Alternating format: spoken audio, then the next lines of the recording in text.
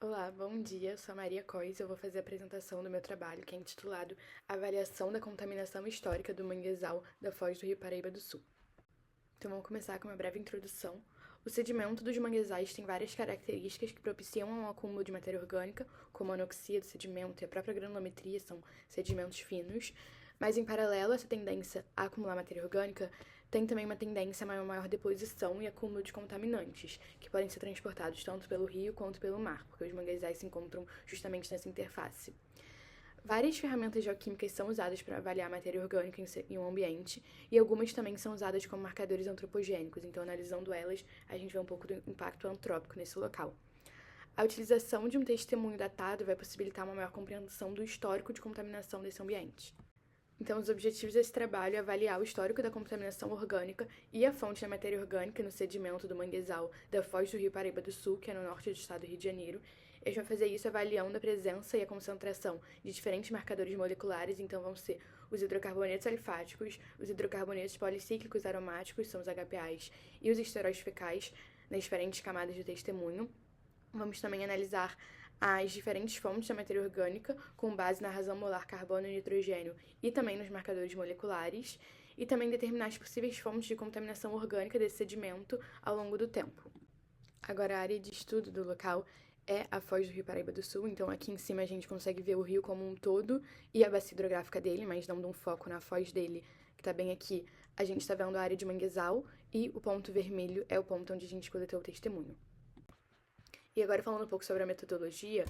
então começando com carbono orgânico total e nitrogênio total, que a gente utiliza para fazer a razão molar carbono e nitrogênio. Primeiro, o sedimento que já foi coletado, já foi seco, já foi macerado, ele passa por um processo de descarbonatação, onde a gente pega cerca de 1 grama de sedimento e coloca ácido clorídrico 50% para descarbonatar mesmo, tirar todo o carbono inorgânico que se encontra no sedimento. Depois ele passa por um processo de várias lavagens e é seco novamente, e a gente encapsula cerca de 5 miligramas de sedimento,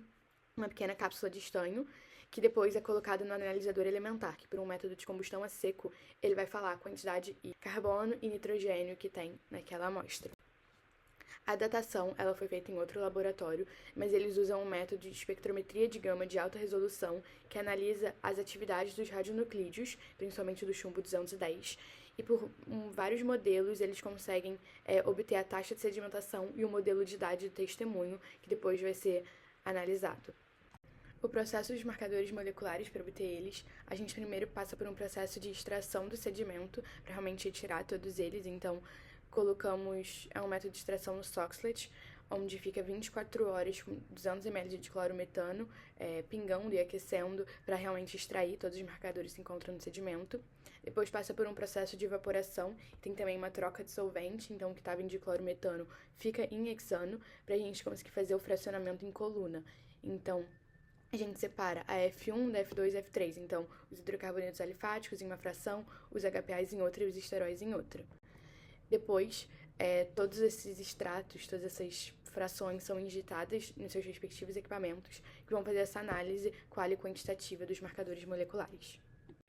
Agora, entrando nos resultados, a gente ainda não tem todos os resultados, porque principalmente a fase dos marcadores moleculares a gente ainda está num processo de fazer, então eles ainda não foram injetados nos equipamentos, ainda não foram analisados os resultados. Porém, nós temos a datação, então aqui a gente vê os diferentes modelos obtidos e o que se encontrou mais próximo à realidade foi esse modelo CRS, então ele mostra que a camada 34 do sedimento foi depositada em 1939.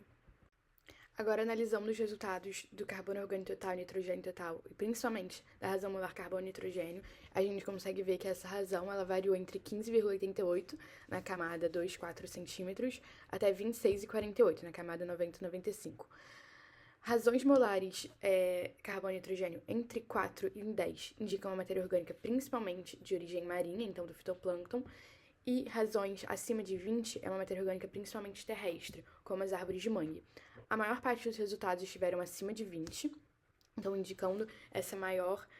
quantidade de matéria orgânica terrestre das próprias árvores, mas alguns resultados estiveram entre 15 e 20, que indicam uma mistura de fontes, então tem tanto fontes terrestres quanto marinhas. Aí aqui tem todas as referências bibliográficas que eu utilizei ao longo do projeto, e é isso, muito obrigada!